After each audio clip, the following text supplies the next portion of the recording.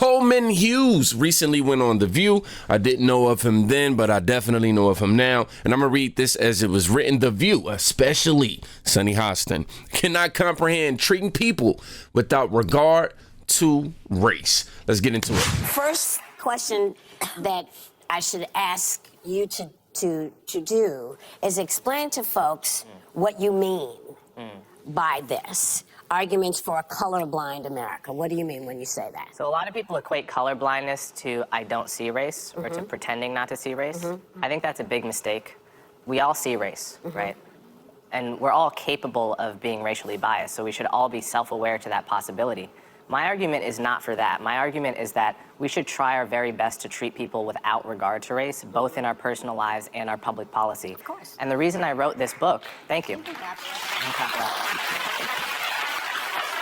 The reason I wrote this book is because in the past 10 years, it has become very popular to, in the name of anti-racism, teach a kind of philosophy to our children and in general that says your race is everything, right? And I think that is the wrong way to fight racism, and that's why I wrote this book at this time.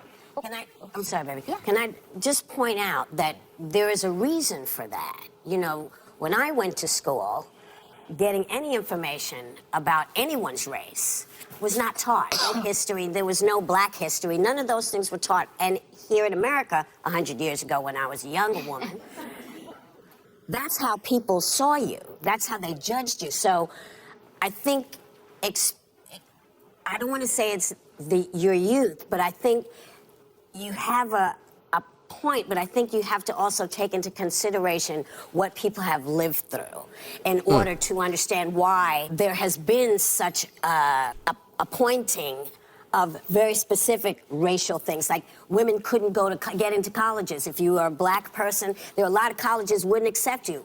Trying to equal the playing field. I think that's what a lot of folks have been trying to do. I'm sorry, I didn't mean to cut you off. I think that's your experience, and that's valid. You know, as a counterpoint, when I was in 5th grade, we all watched Roots together in public school. Yeah. So these are different experiences. I think it's also different generations. It's different parts of the country, right? We have very different cultures all living together in one country. So I'm not going to deny that, but I view this notion of a colorblind society similar to the idea of a peaceful society, which is to say it's an ideal, it's a North Star.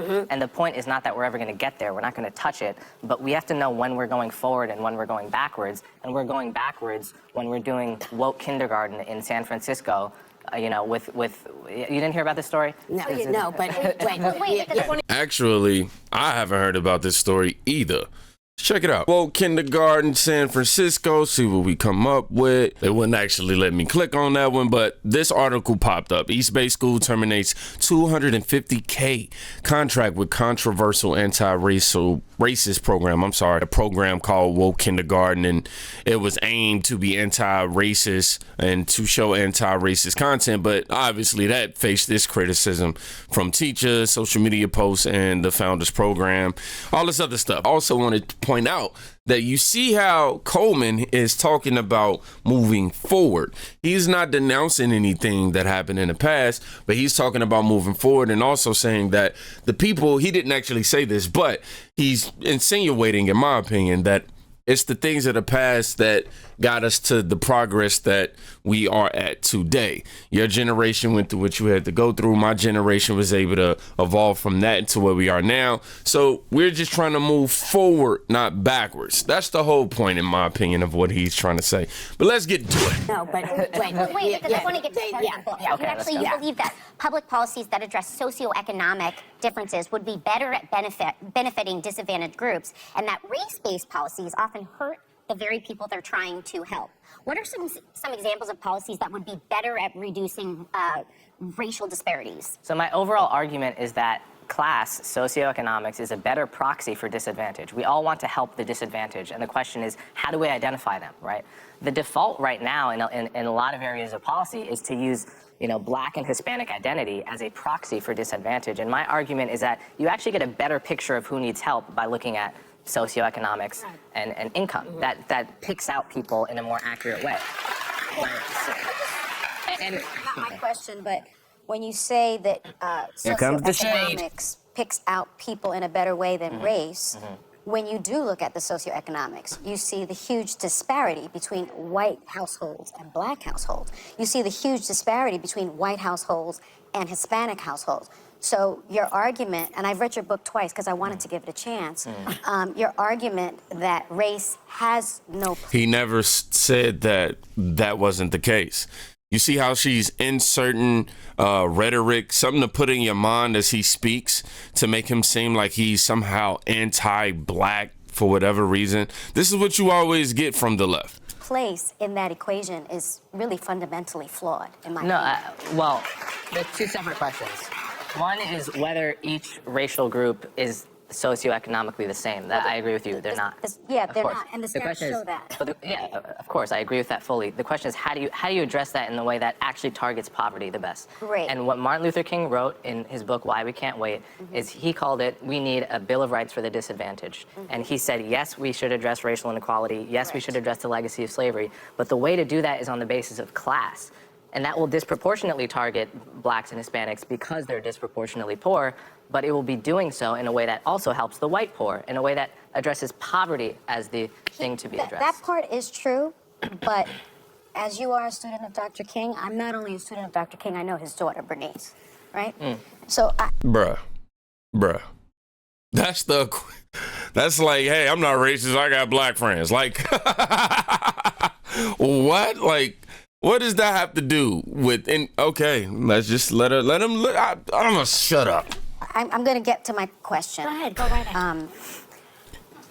I think the premise is fundamentally flawed. You claim that color blindness was the goal of the civil rights movement, based upon Dr. King's I Have a Dream speech, content of character versus the color of skin. Bernice, Dr. King's daughter, points out that 4 years after giving that speech, actually, Dr. King also said this: a society that has done something special against the Negro for hundreds of years must now do something special for Negroes. He also said in 1968, it was about less than a week before he was assassinated, this country never stops to realize that they owe a people kept in slavery for 244 years. So rather than class, he did write about that earlier on. Right before his death, he made the argument for racial equality and racial reparations. And so your argument for color blindness, I think, is something that the right has co-opted.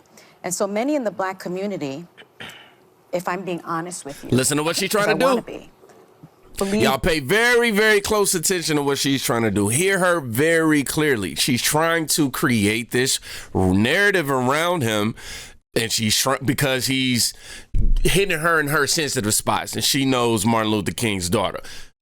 So watch what she tries to do. Just pay attention. That you are being used as a pawn by the right, and that you're a charlatan of sorts. He's not a Republican. So how do you... He's who am I never being voted used for a Republican. You've said that you're a conservative. No. No, you did. You actually said that in a podcast that you did 2 weeks ago. I said I was a conservative. He's not. Yes, you did. So, but my question to you is, how do you respond to those critics? Okay, let's give it a answer. First thing I think it's very important. The quote that you just pointed out about doing something special for the Negro. That's from the book Why We Can't Wait that I just mentioned. Yes. A couple paragraphs later, he lays out exactly what that something special was. Yes. And it was the Bill of Rights for the Disadvantaged, a broad class-based policy. But he also says you must include race. No, he didn't. He says it's Yes, he does. Okay, well, everyone should go read the book Why We Can't Wait. Let's not get sidetracked by that. Yeah. I don't think I've been co-opted by anyone. I've only voted twice, both for Democrats. Although I'm an independent, I would vote for a Republican, probably a non-Trump Republican if they were compelling. I don't think there's any evidence I've been co-opted by anyone, and I think that that's an ad hominem tactic people use to not address really the important conversations we're having here. And I think it's better, and it would be better for everyone if we stuck to the topics rather than make it about me with no evidence that I've been co-opted. I want to give you the opportunity to respond to I appreciate the criticism. I appreciate it. There's no evidence that I've been co-opted by anyone. I have an independent podcast. I work for CNN as an analyst. I write for the Free Press. I'm independent in all of these endeavors, and no one is paying me to say what I'm saying. I'm saying it because I feel it. Sunny. You tried to throw that. Your name is Sunny.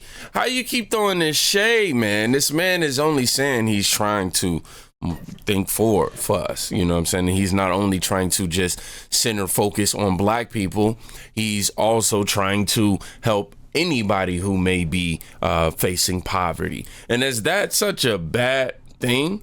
You know what I'm saying? And then on top of that, he doesn't meet any of the criteria in terms of, you know, what we believe here 100% over here at the Kingdom, like working as CNN. But other than that, I'm not somebody who judges him based off of just that alone. He seems pretty level-headed. He seems to have his own reasons, and we can respect that simply because he's not out here trying to do what Sunny is doing. Paint them as somebody who's just so anti and negative and demean. So you have to respect that. But they are not, Sunny at least is not reciprocating that. She's being real catty. Oh, you know, I know his daughter. He said this, and he points out what Dr. King said later, and she tries to make the whole thing about that, and he respectfully respectfully transitions away from that by saying, hey, let's not make this about me. Hey, man, kudos to this guy. Let's continue. Alyssa, you have the question. Coleman, thanks for being here. So in the past decade, it feels like racial tensions have gotten worse. Do you see it that way, and what do you attribute it to? Absolutely. I mean, if you look at all the data, it finds that race relations were getting better until about 2013. That year, you had majority of black, Hispanic, and white Americans saying race relations were good, and then you just see it nosedive. And 2013, you know, Republicans like to blame Obama. Wasn't his fault. Democrats like to blame Trump. It was actually just technology. We all got social media and smartphones, and we had videos being promoted in the algorithm that were unrepresentative, and it created this impression that racism was on the rise when in fact it had been on the decline for decades. And it allowed everybody. That at all to foreign actors getting involved in technology? Yes, Russia tries to meddle, absolutely, but I don't think we can blame foreign actors. This is a homegrown problem. Okay, I have a question, because you write that the anti-racism movement, there are a couple of people, I don't even know who they are, maybe you know. Robin DiAngelo. Robin DiAngelo, Yeah. Ibram Kendi, for instance. Okay. Well, you say that is just another form of racism, and you even say it has a lot in common with white supremacy. How can you compare those two things? I compare them because anti-racism, you're comparing it to white supremacy. Because they both view your race as a extremely significant part of who you are. So white supremacists, they obviously say, we all know what they say, okay? Neo-racists like Rob DiAngelo, they say that to be white is to be ignorant, for example. Well, this is a racial stereotype, and I want to call a spade and say this is not the style of anti-racism we have to be teaching our kids. We should be teaching them that your race is not a significant feature of who you are. Who you are is your character, your value, and your skin color doesn't say anything about that. That's actually misrepresenting what Robin DiAngelo's position is. It's in her book. So here we go. Here we go. Representing. Thank you, Coleman Hughes, for coming, because this is a show of lots of different opinions, and we are multi-generational, and we all got an opinion. Yeah. So, The End of Race Politics, Arguments for a Colorblind America is out now, and we're giving it to you all, so you can read it and judge for yourself how you feel about what he said. We all got an opinion, that's right. So here's mine. My opinion is some people are addicted to misunderstanding people on purpose, willful ignorance. It's not like they aren't able to comprehend what this man was saying. It was pretty simple, laid out pretty flat. It wasn't going against nobody or was not demeaning any particular group in order to praise his particular ideology. He's just saying, hey, let's live amongst each other as equals. Let's respect the fact that we do have different cultures. Of course we see color, you know what I mean? Of course y'all can identify that you're black, you're white, things of that nature. But does that one characteristic matter the most in terms of how you feel like how you want to interact with that person? Oh, they're white, so I'm gonna, interact with them this way. Oh, is it? Hey, how you doing? And how they respond to you is how you respond to them. And in some cases, you shouldn't match the energy. You should just remove yourself. But the whole part that was just pointless in this whole video was I know Bernice.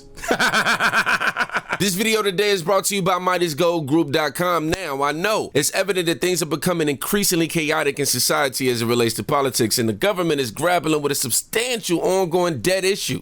And it's this turmoil that may have an impact on our banks and financial situation. There is this push from our government and financial institutions to eliminate cash transactions and transition to a central bank digital currency. This would allow them to be able to spy on every last transaction. Scary. Exactly why it's crucial to diversify some of your investments and also secure your savings, especially in this era. And the individuals that I rely on for hedging against this current corruption are the experts over at the veteran-owned MidasGoldGroup.com. For over a decade, they have been assisting patriots nationwide in safeguarding their wealth and families through physical gold, silver, and other precious metals. And just to reiterate, gold has withstood the test of time for over 5,000 years, speaking volumes about its reliability. Real quick, pull out your phone and text Kingdom to 232425 and get you some free silver. Don't hesitate. You can also reach out to Midas Gold Group at a number displayed on the screen right now, or you can visit MidasGoldGroup.com. Look, I understand when you're trying to get your gold, you ain't trying to deal with no pushy commission-based salesman. Instead, I want you to connect with one of the veterans at Midas Gold Group, where you can even communicate directly with one of the owners. Decades of experience in the gold and silver markets. Now, I don't want you to miss out, so I'm gonna remind you one more time. Text Kingdom to 232425 right now, or call Midas Gold Group at 480-360-3000. Or lastly, visit them at MidasGoldGroup.com right now. Tell them King sent you.